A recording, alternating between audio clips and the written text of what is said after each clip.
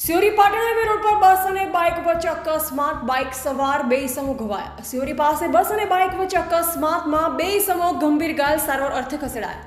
આજરોજ Patan Siyori highway road પર સિયોરી નજીક અમદાવાદ તરફથી આવી રહેલ રબારી કોલોનીની Deodar ST bus number GJ18ZT0515 Patan તરફથી આવી રહી હતી, ત્યારે સિયોરી તરફથી બાઇક નંબર GJ08DF7203 પર બે ઇસમો પાટણ તરફ જઈ રહ્યા હતા, ત્યારે સિયોરીથી આગળ જતા સામેથી આવી રહેલ એસટી બસ સાથે બાઇક ટકરાતા બે બાઇક ચાલક ઇસમો ઘાયલ થયા, જેમાં કલ્પેશજી રમેશજી ઠાકોર ઉંમર વર્ષ આશરે 22 રહે ખીમાણા તાલુકા કાંકરેજ, મહેશજી ચીનાજી ઠાકોર ઉંમર વર્ષ 22 રહે ખીમાણા, બંને ઇસમોને ઈજા થતા 108 દ્વારા સિહોરી રેફરલ હોસ્પિટલ લઈ જવામાં આવ્યા હતા।